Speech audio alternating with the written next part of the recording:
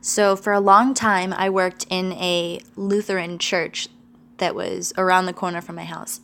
I worked in the nursery. I watched the little kids while their parents were up in church.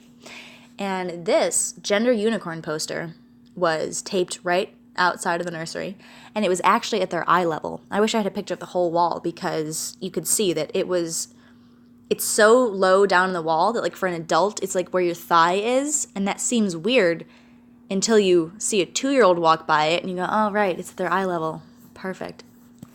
So they have that for the kids, and then right above it they have this, the gender pronouns chart. And these are posted in a church basement. Like, that doesn't surprise me, nor should it surprise anyone who's awake to this system, but I'm pretty sure that the people attending this church don't understand that their pastor is an invert, or that he's trying to deceive them, or any of that. I think they genuinely think that going to church is like a good Christian thing to do, which it's never even mentioned in the Bible to go to church. But anyway, point is, you walk your 2-year-old down to the nursery and you see this. Why are these parents not offended by this or concerned? I was actually going to ask the pastor why it was there, but I didn't want to lose my job, so I didn't. Actually, I took the poster down. The gender unicorn picture, I took it with me. After I took this picture, I took it off of the wall, and I left. I could not leave that up. I couldn't allow a child to walk by that. What if a little kid walked by that and they see the picture of the cartoon unicorn, which is supposed to get their attention? Because here's the thing, these kids are so young they can't read. The kids that I work with are toddlers, they're babies, they can't read, but they see a picture of a poster with a unicorn, they're gonna point it out. So I don't know, I just assume that they must have asked their parents what it was. They must have noticed it. If I noticed it, they did too. It just seems crazy to me that parents are so accepting of things these days. I think it's this whole brainwashing with, oh, you have to be politically correct. You don't want to offend anybody. You know what? Actually, I just thought about this right now. I think, as I've said before, the grand sort of conspiracy is to get rid of the true male, the true son of man, like it says in the Bible. Maybe that's why our whole society is just crumbling with lack of masculinity. Like, everyone it gets offended. They need a safe space. Real men? No. Real men do not do that. Real men don't whine and get offended by words. That's absolutely ridiculous. And I guess I should mention, so yeah, getting rid of the man, that's not my original idea. I've heard many people say this, but what I haven't heard anyone mention, I think that the reason that these occultists, these alchemists, are trying to get rid of the male, I truly believe it's because they're attempting to weaken the population for the time that the Antichrist comes back. Because once the Antichrist comes back, or the Jewish Messiah, one and the same, that's a whole nother video. Once the Antichrist is here, he's gonna have an army, right? That's what the inverts are. That's what all this Baphomet system is. They're building up their army, Satan's army.